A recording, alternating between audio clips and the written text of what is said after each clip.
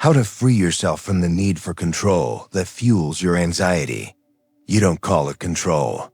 You call it being responsible, staying ahead, avoiding problems before they happen.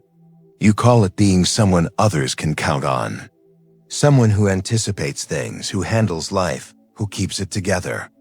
But underneath all that, beneath the tension in your shoulders, the tight rhythm of your thoughts, and the quiet exhaustion that follows you, is something much more fragile.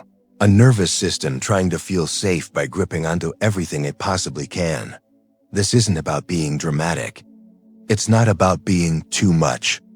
It's about the pressure that builds up when you feel like it's your job to make sure everything goes right, or at least doesn't go wrong. You wake up already alert. You rehearse conversations before they happen. You plan for outcomes that never arrive, but still take up space in your body like they already did. It's subtle, constant, and often invisible to others, but it's loud on the inside. Here's the part no one explains clearly. The urge to control doesn't begin with power, it begins with fear. Specifically, the fear of what might happen if you don't stay one step ahead. That fear doesn't just live in your mind, it lives in your nervous system. It's built into the way you move through the world, the way you try to fix things before they break, the way you hold space for others but forget to hold space for yourself. You might think, I'm just being careful, or this is how I stay stable. But if you listen closely, there's something else running beneath that logic. A constant background signal saying, if I don't control this, I won't be okay. And that belief, even if unspoken, keeps your system in a low-grade state of alert. It doesn't have to look like panic. It can look like perfectionism, hyper-independence, overthinking, or micromanaging every detail. But the underlying emotion is the same: anxiety. Not the loud kind. The quiet, chronic kind that never fully turns off. What's worse, the more you try to stay in control, the more anxious you feel. And the more anxious you feel, the more control you think you need. It's a loop, a closed circuit. And most people live inside it for years, without realizing that it's not normal to always feel this tense. That it's not healthy to associate stillness with danger. That it's not necessary to keep gripping so tightly just to feel okay for a few moments. This isn't about being a control freak. It's about emotional survival. For many, control becomes the quiet default, especially if you grew up around unpredictability, emotional chaos, or a sense that you had to take care of things before they got out of hand. You might not even call it trauma, but your body remembers what it learned, that if you're not the one holding it together, everything might fall apart. So control becomes a habit, not just of behavior, but of identity. It becomes the way you regulate your world, both inside and out. You try to manage not just situations, but emotions. Not just outcomes, but impressions. Not just the present moment, but every possible future that could go wrong. And in doing that, you unknowingly train your nervous system to become more reactive, more rigid, more exhausted. Because control doesn't create peace, it creates pressure. And peace that depends on control isn't peace. It's tension disguised as stability. So here's the real question. The one most people avoid asking. What are you actually trying to protect yourself from, and why does it never feel like enough? In this episode, we're going to slow this down and look at it honestly. Not to shame the pattern, but to understand it. To give it language. Because once you can name what's happening inside you, you can start to rebuild something stronger. Something steadier. Something that doesn't depend on controlling everything around you, but on reconnecting to yourself from the inside out. And that's where real peace begins. Why control feels safer than freedom? Control feels safe. That's the starting point. It doesn't matter how much self-awareness you have. Your body still flinches at the idea of letting go.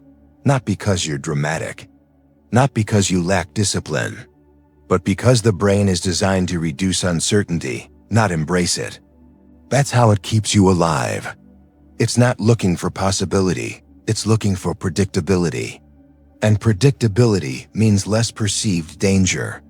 When you know what's coming next, even if it's something stressful, your nervous system feels more in control than it does with the unknown. The unknown doesn't just create questions, it creates threat signals. You might not notice it in your thoughts, but you'll feel it in your body. Restlessness, mental tension, muscle tightness, shallow breathing, a subtle but persistent edge. That's your system preparing for something it can't see yet. And for people wired to avoid emotional instability, not knowing is often more stressful than something actually going wrong. This is why so many people associate freedom with anxiety. Because freedom, by definition, includes uncertainty. It includes the possibility of things not going your way, of being unprepared, of being exposed. And when your sense of safety is tied to how tightly you can grip your reality, any degree of openness feels like a threat. That's not dysfunction, that's learned adaptation. Especially if you've spent years holding things together, playing the role of the reliable one, the strong one, the one who doesn't fall apart. Control becomes more than a behavior. It becomes identity. It's how you stay stable, how you prove your worth, how you keep things from slipping through the cracks.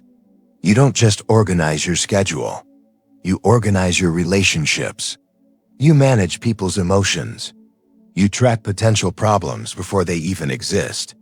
And you do all of it because somewhere in your system, there's an old belief.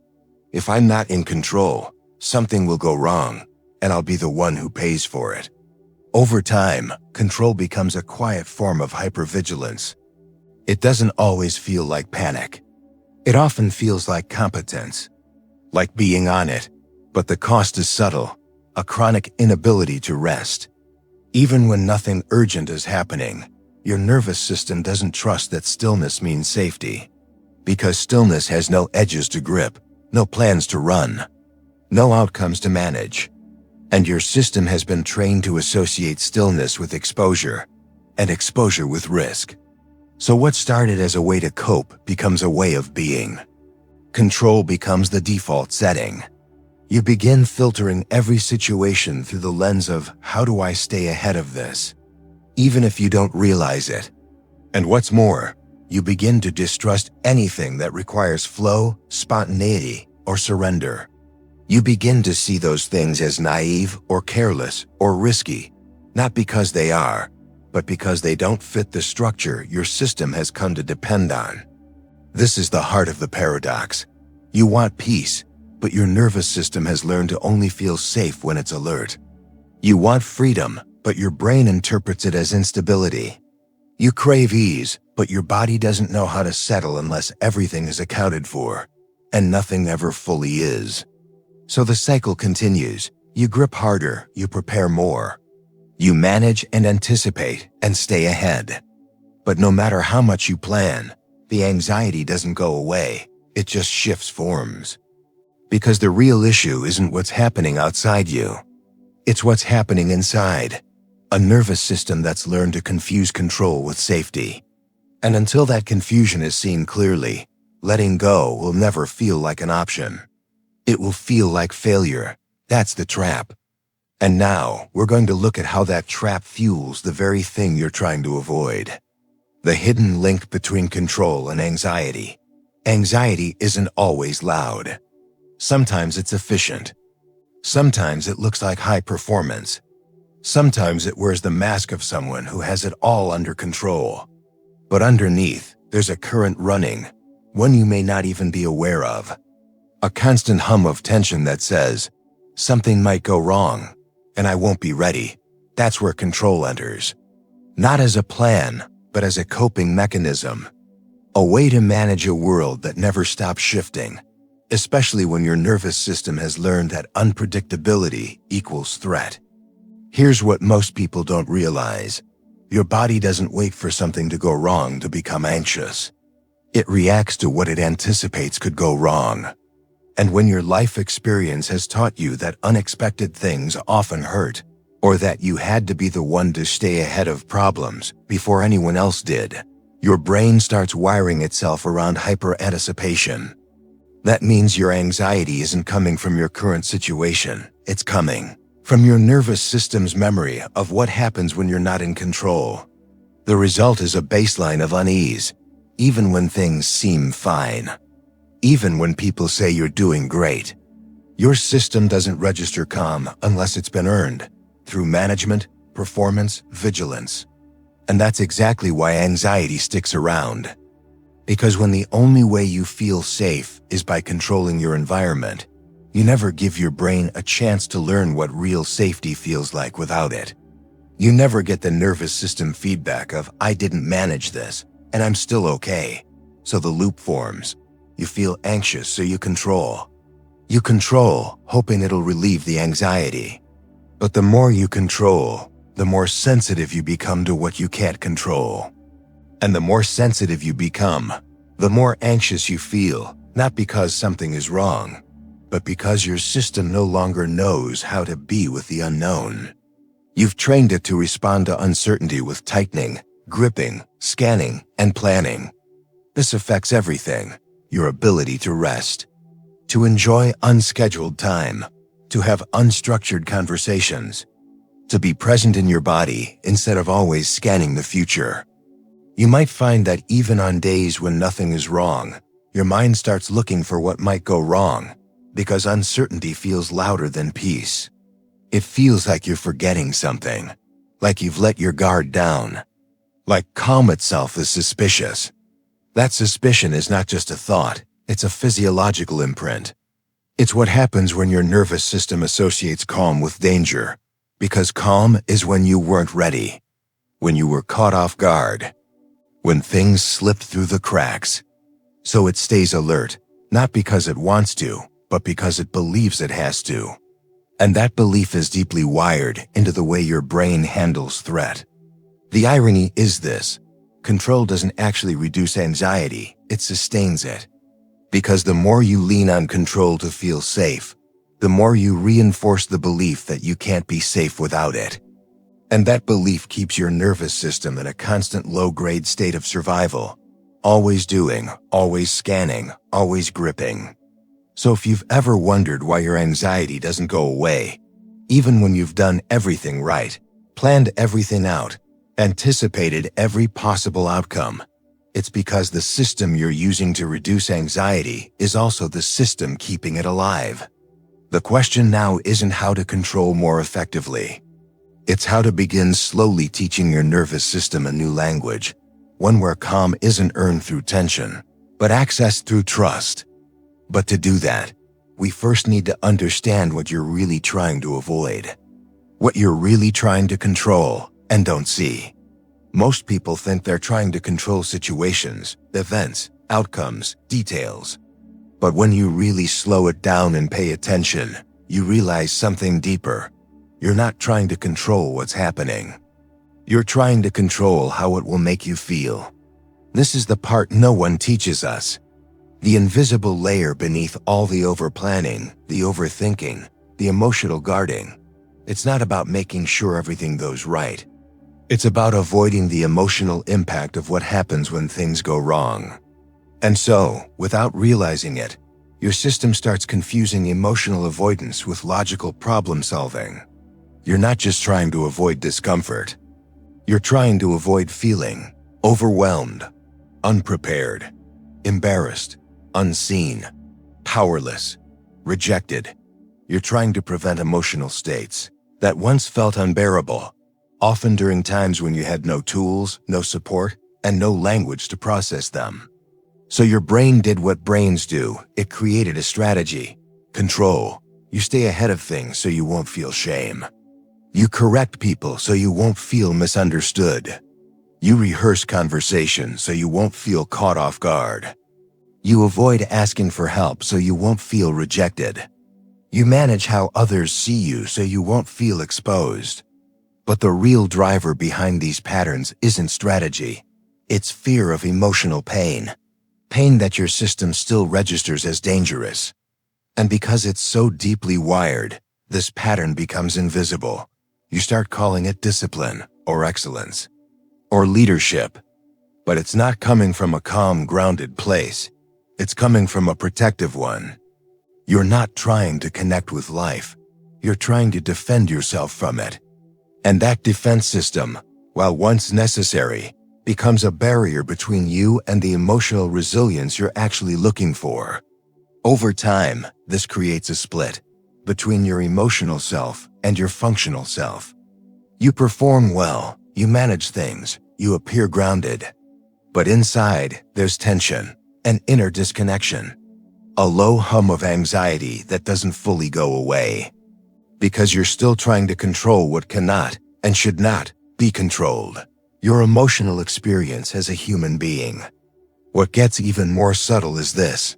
When you rely on control to suppress emotion, you lose your emotional range. You lose the ability to feel fully. And that doesn't just affect the hard emotions, it numbs the good ones too.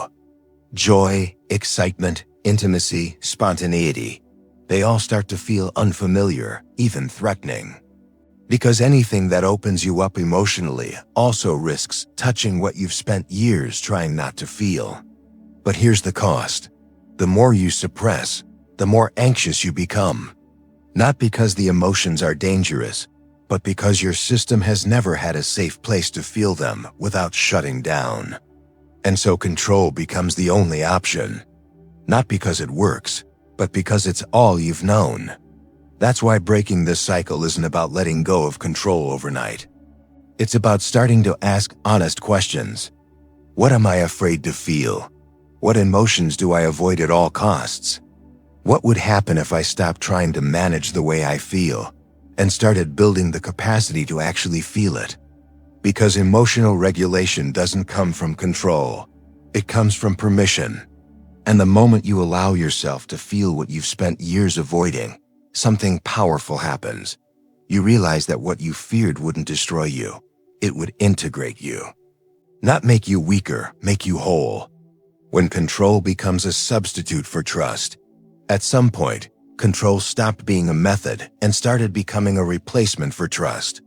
Not just trust in others, not just trust in circumstances, but something deeper. Trust in your own capacity to handle what life brings. When you grow up in environments where stability is unpredictable, emotionally, physically, relationally, your nervous system adapts. It becomes sensitive to patterns, tuned to threat, skilled at prediction. You learn to spot tension before it escalates. You learn to modify your behavior to avoid conflict. You become hyper-aware of other people's moods. And very quietly, you begin to associate safety not with connection, but with control. This isn't about blame, it's about wiring. Your body remembers, even when your mind forgets. And if your early environment didn't give you the chance to feel consistently safe, supported, or understood, your system found another way. It told you, if I can stay in control, I won't get hurt. That belief didn't come from weakness, it came from adaptation. But what starts as a survival skill can become a lifelong limitation if it's never updated. And that's exactly what happens for so many people. They grow up, build lives, careers, relationships, but still carry the same internal template that says, I'm only safe when I'm the one managing everything. And so trust in themselves, in others, in the process of life feels too exposed. Too passive, too uncertain.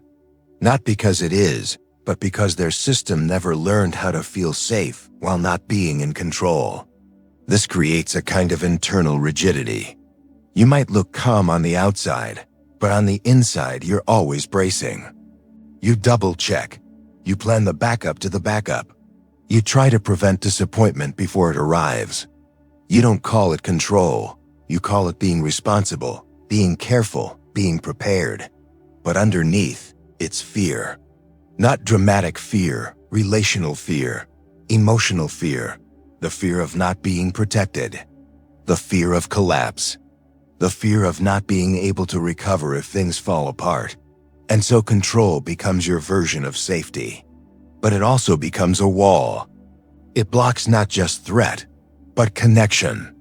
You might keep people at a distance. You might avoid situations where you can't predict the outcome. You might struggle to rest, even when everything seems fine. Because fine isn't the same as safe. And your system doesn't trust ease unless it's been earned through tension. But the cost of this is profound. Because when control replaces trust, you lose access to something essential, your own resilience. You stop testing your capacity. You stop discovering how much space you can hold. You stop finding out that yes, things might go wrong, but you are capable of staying grounded through it. And without that discovery, you never get to rewire the fear. You never give your nervous system a new experience, one where it learns through action that uncertainty doesn't equal danger, and letting go doesn't equal collapse. Trust isn't soft. It's not naive. It's not spiritual fluff. It's a nervous system capacity. And when you don't develop it, you keep outsourcing your sense of safety to the outside world, to routines, to control, to perfectionism, to rigidity. Which means that anything unpredictable, including your own emotions, feels like a threat. The work, then, is not to shame yourself for needing control. It's to recognize that the need itself is evidence of a missing internal structure. A structure of trust, of groundedness, of embodied self-connection. And rebuilding that starts with small, conscious moments where you allow life to unfold without rushing to manage it. Where you pause instead of plan, where you feel instead of fix. And where you begin, gently, consistently, to believe that you don't need to be in control to be okay. Because control might keep things tidy, but trust is what makes you whole.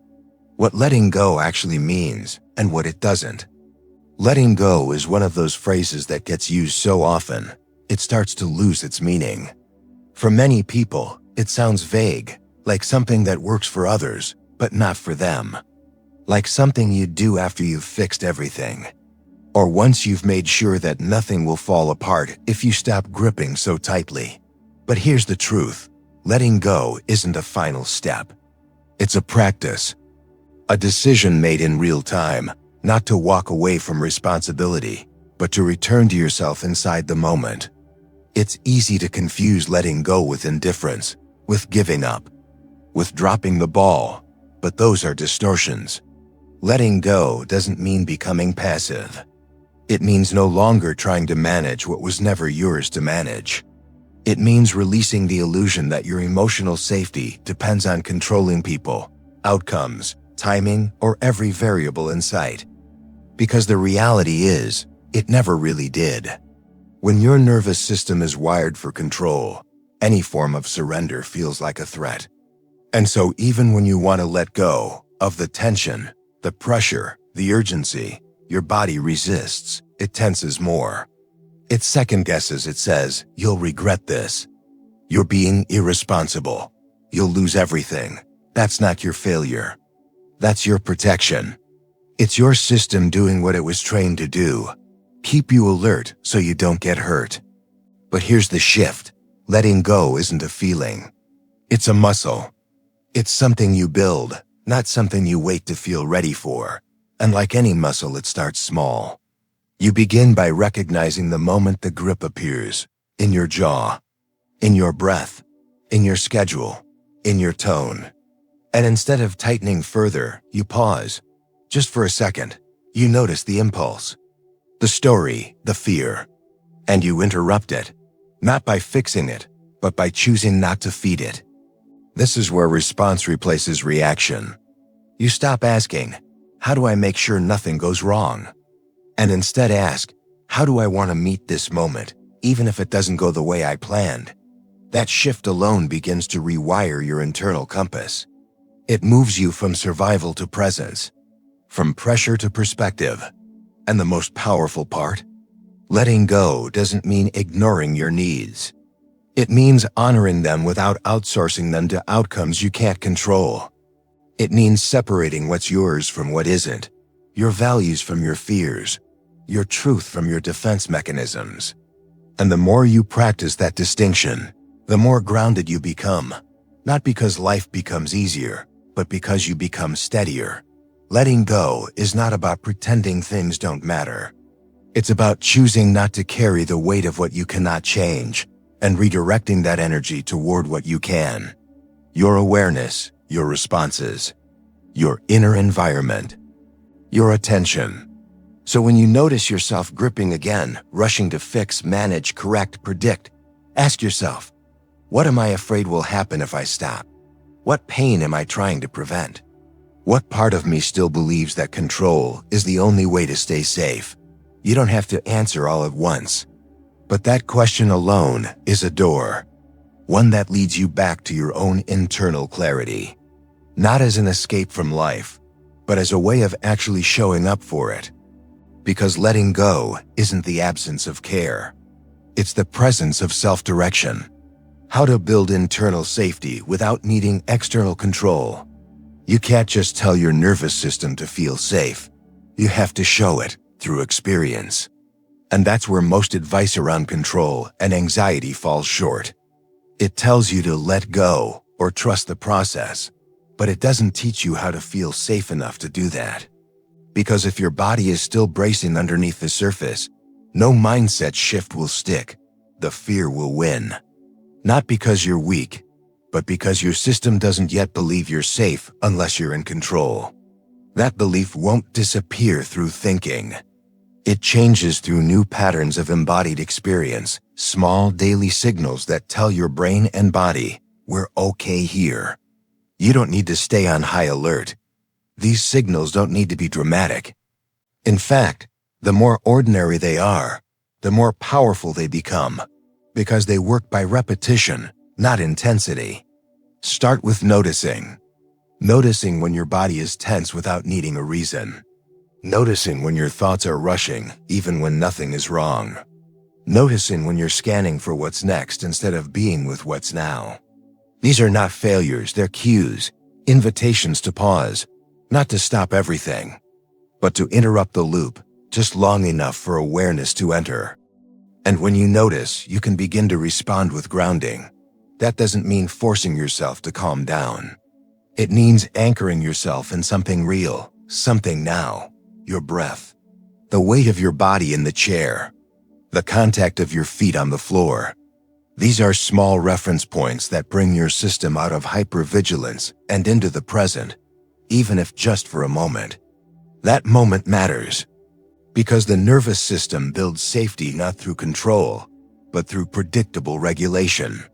That means experiencing uncertainty and still being able to return to center, again and again.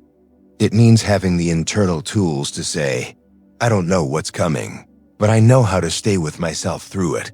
That is what reduces anxiety at the root. Not more preparation, more presence. Over time, this becomes capacity. The ability to feel discomfort without panicking. To allow others to be unpredictable without trying to manage them. To sit with incomplete things, unfinished plans, unresolved conversations, without spiraling. That's internal safety. And it grows when you consistently show your body, we don't need to control everything to be okay. This also means shifting where you place your energy. Instead of spending it all on external management, fixing, planning, pleasing, perfecting, you begin to reinvest it inward, into emotional regulation, into conscious pauses, into asking yourself, what's actually mine to hold right now, and what isn't? That question alone can stop a spiral before it starts. This is not about being passive. It's about being resourced, being grounded. Knowing that safety doesn't come from the outcome, it comes from your ability to stay present in the process. From your ability to return to yourself instead of reacting from fear. That's how internal stability is built. Not by eliminating all threats, but by building a strong enough foundation that you no longer crumble when the world moves unexpectedly, because it will. And when it does, you'll need something deeper than control. You'll need clarity, flexibility, and the ability to lead yourself from the inside out. Emotional clarity, how to know when you're gripping again. Control doesn't always announce itself loudly. Sometimes it slips in quietly as urgency, as tension in your voice, as the invisible pressure to reply to a message perfectly, as the restless need to fix something that isn't actually broken. You're not telling yourself, "I'm in control mode now." It happens beneath that, subtle, automatic, like muscle memory. But once you know what to look for, you can start catching the shift and changing your response. Most people think of control as a decision, but in reality, it's a reaction, a nervous system reflex. It kicks in when you start to feel exposed, emotionally, mentally, or relationally. Your body tenses before your mind has time to explain it. Your thoughts speed up. Your sense of time compresses. Suddenly, everything feels like it needs to be solved now. That's not clarity. That's survival mode. The first step in breaking this loop is to recognize your early warning signs. Maybe it's over-explaining. Maybe it's scrolling and comparing.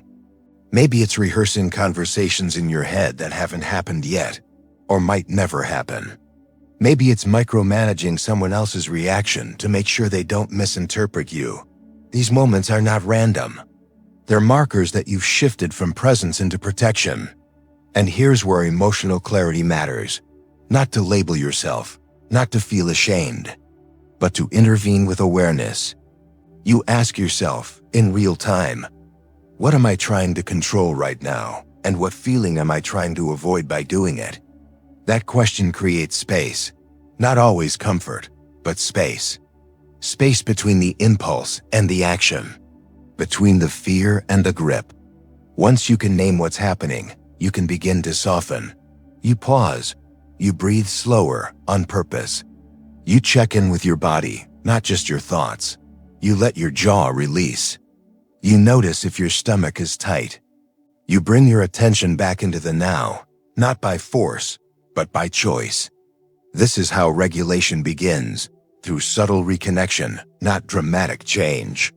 And if the impulse to control is still there, that's okay. You don't need to eliminate it. You just need to see it. Because once you can observe the pattern instead of becoming it, you shift your position. You're no longer lost inside the grip. You're watching it. And that shift alone, from identification to observation, reduces the emotional charge. You also learn to accept that not everything needs to be resolved in the moment. That unfinished conversations, messy emotions, or someone else's discomfort are not emergencies. That you can allow things to remain open and trust that you'll respond when needed. That's a form of leadership, not over your environment, but over your internal state. With practice, this becomes a new kind of intelligence. Emotional self-awareness that helps you respond to life without defaulting to control. You'll still feel the pull, of course, but now you'll have language for it. You'll know the signs. You'll catch yourself. And you'll pause long enough to remember. You're not the same person who had to control everything just to feel safe. You've been building something else now. Something quieter, stronger, more stable. And every time you choose presence over panic, space over urgency, response over reaction, you reinforce that new foundation. Control will still whisper, but you'll have a voice of your own. Letting go is not weakness, it's direction. You were never meant to carry it all, not like this. Not with your jaw clenched and your thoughts running 20 seconds ahead of the present moment. Not with your shoulders tight every time something doesn't go according to plan. Not with your nervous system convinced that if you don't keep things together, everything, maybe you, will fall apart. But when control becomes your primary strategy for safety, that's exactly how life starts to feel. Like a weight that never lets up. Like a performance you can't step away from. Like a quiet war between your need for peace and your fear of what might happen if you stop managing everything so carefully. And the truth is, you've made it far with that strategy. You've survived. You've protected yourself. You've held things together in moments when no one else did. That deserves recognition. But survival is not the same as wholeness. And holding it together is not the same as living. There comes a point when control stops protecting you and starts disconnecting you. From your own body, from your relationships, from the freedom to be present and human and in process. Letting go is not weakness. It's not carelessness. It's not passivity. It's a return to the part of you that doesn't need to grip everything in order to feel grounded. It's the decision to stop outsourcing your peace to external stability and start rebuilding it internally, through awareness, through nervous system clarity, through emotional honesty. You won't wake up one day and suddenly feel ready to let go. You'll feel the fear first, the tightness, the old story that says, "This will fall apart without me." And that's where the work begins, not in changing the outcome, but in changing your relationship to that voice. Not in shutting it down, but in gently showing it a different way. Because life will never stop being unpredictable. That's not a failure of yours, it's the nature of being alive. But when you stop gripping so tightly, you realize something powerful. You were never meant to control the storm, only to learn how to stay steady inside it. And if this video helped you feel that more clearly, even for a moment, then you're already practicing a new kind of leadership, one that comes from the inside out. If you want to keep rebuilding that inner clarity, one layer at a time, this channel is here for that. Every episode is designed to help you understand what's actually going on beneath your patterns and how to shift them without shame or self-pressure. So if you're ready to stop managing your life like a crisis and start reconnecting with yourself from a place of grounded awareness, you're exactly where you need to be.